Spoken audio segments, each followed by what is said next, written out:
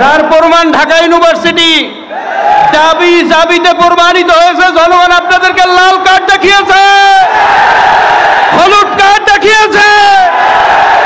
এখনো যদি জনগণের ভাষা বুঝতে না পারেন, মনে রাখবেন 2001 আর 2025 এক না। 2025-এর রিক্সাওয়ালাও রাজনীতিবিদদেরকে সবক দেওয়া শিখছে।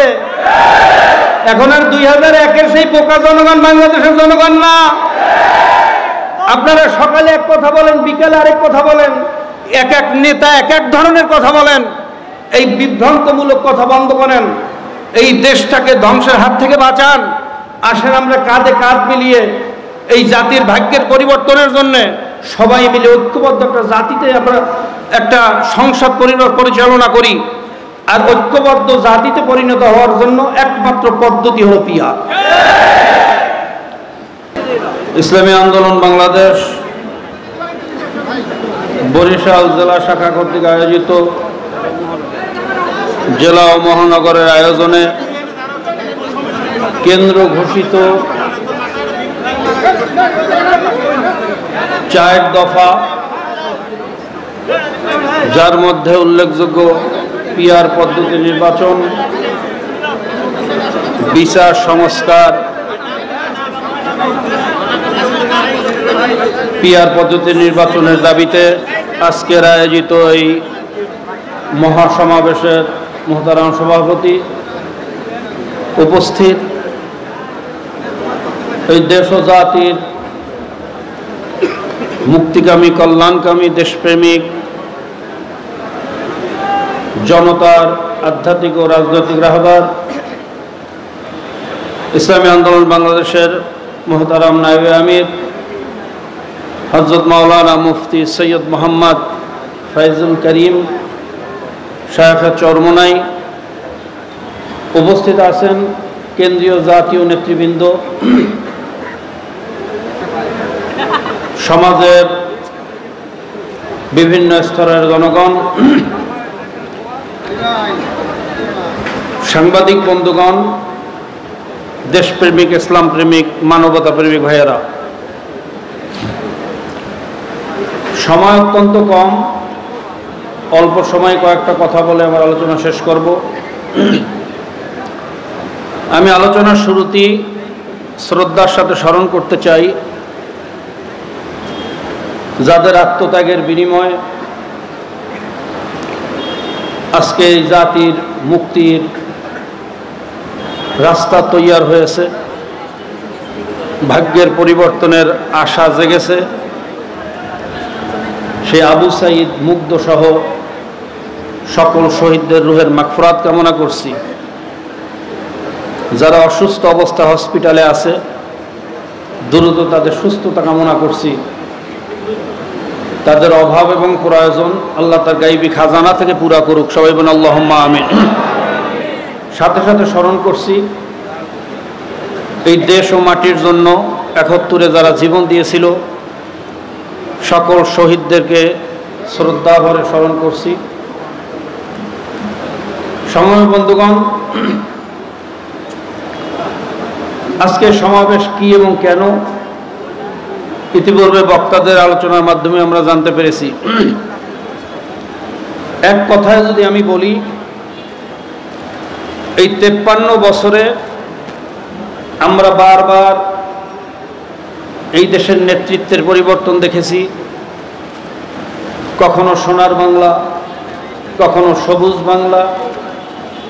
বিগত এই ১৫ বছরে দেখলাম ডিজিটাল বাংলা। কিন্তু এই মানুষের জাতির ভাগ্যের পরিবর্তন আমরা দেখি নাই। কারণটা কি? এর কারণ আমাদের শায়খ ও মুর্শিদ হযরত পীর সাহেব হুজুর চরমোনাই নওয়ারাল্লাহু মারকাদাহু, তিনি বলতেন শুধু নেতার পরিবর্তনের মাধ্যমে এই জাতির ভাগ্যের পরিবর্তন হবে না, যতক্ষণ না পর্যন্ত নীতির পরিবর্তন হবে। এই ৫৩ বছরে ৫ বার দেশটা দুর্নীতিতে চ্যাম্পিয়ন হয়েছে। দেশের টাকা বিদেশে পাচার করে টিআইবির রিপোর্ট অনুযায়ী ২৮,৬০,০০০ কোটি টাকা, বিশ্ব ব্যাংকের বাজেট অনুযায়ী এই টাকা দিয়ে 200 পদ্মা সেতু করা সম্ভব। আর ফেসিবাদের বাজেট অনুযায়ী করলেও 92টার উপরে পদ্মা সেতু হওয়া সম্ভব। কাগজ কলমের হিসাবে এই টাকা দেশের থেকে বিদেশে পাচার হয়েছে। আমরা দেখেছি যেই যখন এই দেশে ক্ষমতায় আসছে নিজের পৈতৃক সম্পত্তি মনে করে দেশটাকে বারবার লুটপাট করে ধ্বংসের দ্বার প্রান্তে পৌঁছেছে। ধ্বংসে পতিত হতে হতে এমন অবস্থায় গিয়ে উপনীত হয়েছিল, আমাদের ডিজিএফআই এর 2টা ফ্লোর নাকি নিয়ন্ত্রণ করত, জাতীয় নিউজে আসছে। এনএসআই এর একটা উইংস পরিচালনা করত। দেশের পক্ষে, মানুষের পক্ষে বা কোনো বিদেশি শক্তির বিরুদ্ধে যদি তাদের কথা যেত, বিশেষ করে ভারতের বিরুদ্ধে কোনো কথা বললে এই ডিজিএফআই এবং এনএসআই এর সহযোগিতায় দিনে দুপুরে রাতের অন্ধকারে তাদেরকে গুম করা হতো, খুন করা হতো, হাত পাও বেঁধে পদ্মা, মেঘনা, যমুনার পদদেশে তাদেরকে নিপাতিত করা হতো, আয়না ঘরে তাদেরকে নিপতিত করা হতো। এমন অবস্থায় চলতেছিল, এমন দেশ বিরোধী চুক্তি হয়েছিল শেষ পর্যন্ত যে আমাদের একটা জায়গা, এই দেশের চতুর্পাশে 3 পাশে ভারত, এক জায়গা খোলা আছে, সেটা হলো বঙ্গোপসাগর।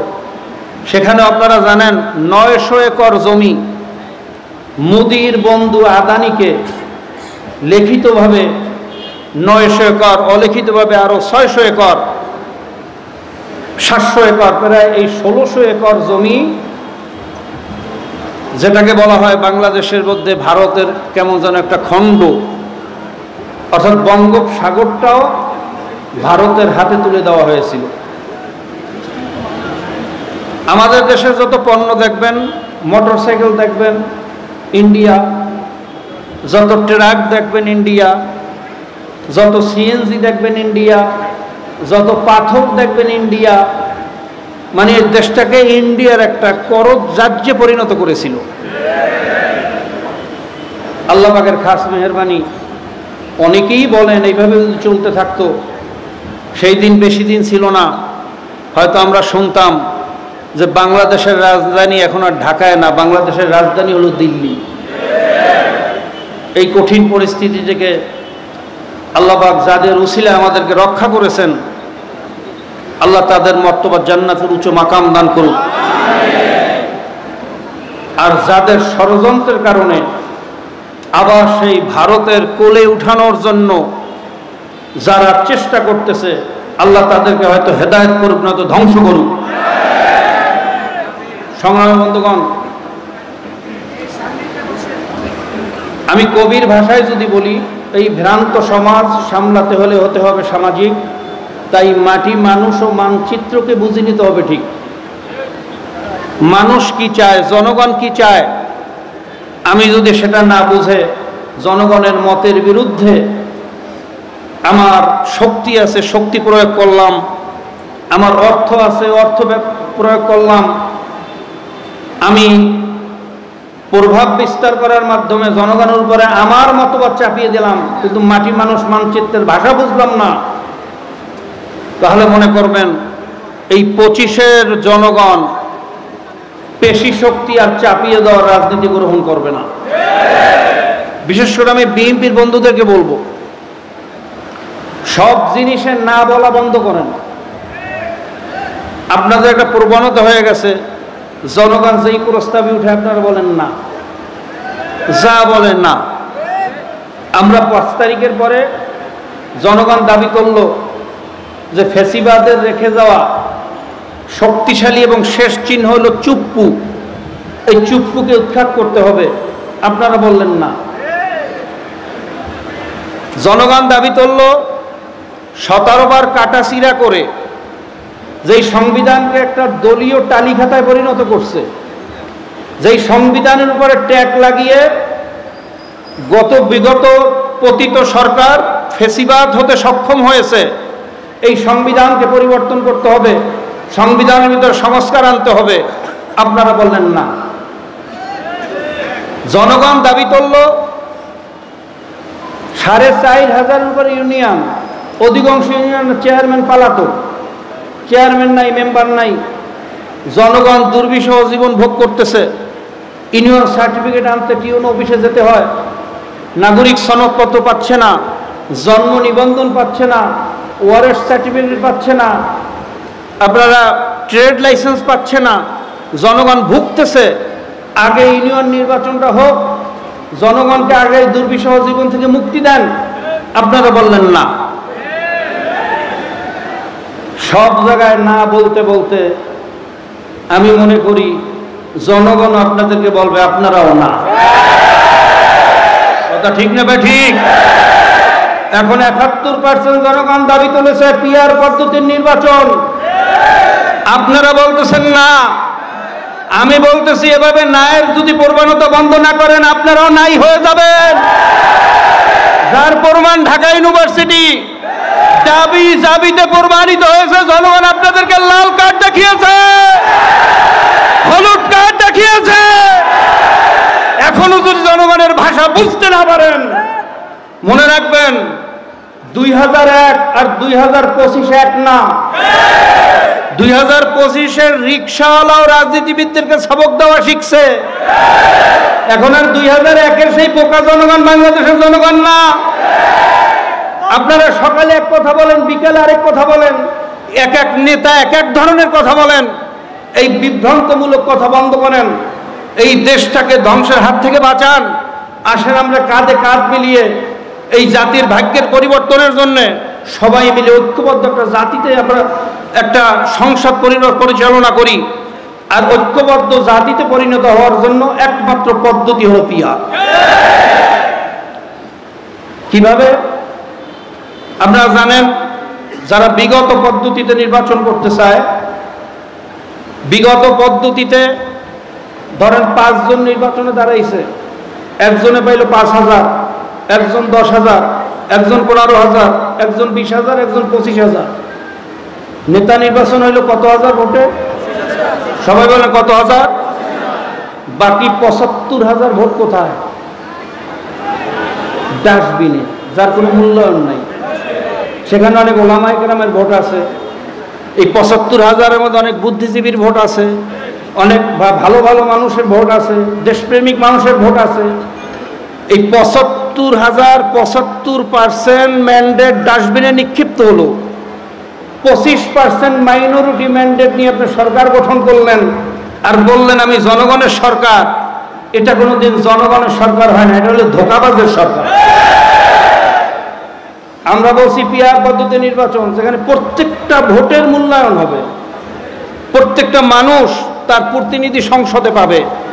যখন সকল সোসাইটির মানুষ, সকল ধর্ম বর্ণ নির্বিশেষে সব মানুষের প্রতিনিধি সংসদে যাবে, আমরা সবাইকে নিয়ে একটি জাতীয় সংসদ গঠন করব। যখন আমাদের মধ্যে জাতীয় ঐক্যবদ্ধতা সৃষ্টি হবে, তখন এই জাতীয় ঐক্য ভাঙার জন্য র, মোসাদ, সিআই আর কোনো ষড়যন্ত্র করার সুযোগ পাবে না। আর যখন মাইনরিটি ম্যান্ডেট নিয়ে সরকার ক্ষমতায় গিয়ে টালমাটাল অবস্থায় থাকে, 75% জনগণ যখন আপনার বিরুদ্ধে আন্দোলন করে, স্লোগান দেয়, তখন আপনাকে ক্ষমতায় টিকিয়ে রাখার লোভে কখনো মোসাদ আসে, কখনো র আসে, বিভিন্ন স্বার্থ অর্জন করে আপনাকে বিভিন্ন ষড়যন্ত্রের মাধ্যমে ক্ষমতায় টিকানোর সুযোগ করে দেয়। আর এই সুযোগ গ্রহণ করতে গিয়ে জনগণ ধ্বংস হয়। এই ধ্বংসের থেকে হাত দেশকে বাঁচাতে হলে একমাত্র পদ্ধতি হলো পিআর। কাজে আসুন, এতদিন যাই যা না বলছেন, এই নায়ের রাজনীতি বন্ধ করেন। সরারদি উদ্যানে আপনারা দেখেছেন জাতীয় মহাসমাবেশে, সেখানে শুধু ইসলামী আন্দোলন না, সেখানে শুধু ইসলামী দল না, হিন্দু, বৌদ্ধ, খ্রিস্টান সহ দেশপ্রেমিক উল্লেখযোগ্য, বিএনপির বাইরে যারা এই জাতির নেতৃত্ব দিতেছে, এরকম গ্রহণযোগ্য উল্লেখযোগ্য বহু দল সেখানে ছিল। সেখানে সবাই পিআরের দাবি তুলছে। কিন্তু আপনাদের নেতা সালাউদ্দিন সাহেব কি বললেন? পিআর আবার কি? এটা খায় না মাথায় দেয়। কি আশ্চর্য ব্যাপার! একজন জাতীয় লিডার, এতগুলো রাজনৈতিক দলের ব্যক্তিত্বর ওখানে বক্তব্য দিচ্ছে পিআরের পক্ষে।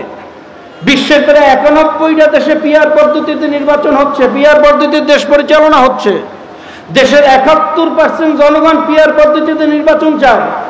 গতকালকে একটা রিপোর্টে দেখলাম 82% জনগণ চায়, আর আপনাদের নেতা বলতেছে খায় না মাথায় দেয়। এভাবে তুচ্ছ তাচ্ছিল্য করেছেন, ওই রাজনৈতিক দলকে করেন না, গোটা জাতির সাথে তুচ্ছ তাচ্ছিল্য করেছেন। সালাউদ্দিন সাহেব, এটা আপনার থেকে আমরা আশা করি নাই। আপনার থেকে তো আমরা আশা করেছিলাম আপনি 9 বছর ভারতে কি করছেন এর জবাব দেন।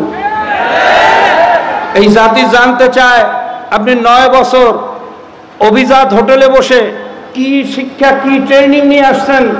জাতীয় প্রশ্ন তুলছে, সেই প্রশ্নের জবাব না দিয়ে আপনি বলতেছেন পিআর খায় না মাথায় দেয়। কাজে আসুন, এই ন্যায়ের রাজনীতি বন্ধ করেন।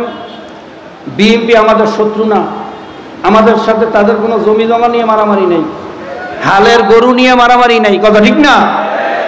কাজে আসুন আমরা সবাই ভাই ভাই একত্রিত হয়ে এই দেশটাকে গড়ার জন্য ঐক্যবদ্ধ হই। আর আমরা জাতি যদি ঐক্যবদ্ধ হতে পারি, খোদার কসম খেয়ে বলতে পারি এই বাংলাদেশ হবে পৃথিবীর ভিতরে একটা শ্রেষ্ঠ দেশ। আল্লাহ পাক রব্বুল আলামিন আমাদের সকলকে এই দেশটাকে পৃথিবীর শ্রেষ্ঠ দেশ বানানোর জন্য আত্মনিয়োগ করার, কাজ করার, ঐক্যবদ্ধ হওয়ার তৌফিক দান করুন। এই আশাবাদ ব্যক্ত করে আজকে এই অনুষ্ঠানের আয়োজন যারা করছেন সকলকে আন্তরিক মোবারকবাদ জানিয়ে এই প্রচণ্ড বৃষ্টিকে উপেক্ষা করে ঝাঁকে ঝাঁকে দেশপ্রেমিক মানুষগুলো এখানে চলে এসেছেন, ইসলাম দেশ ও মানবতার কল্যাণে যারা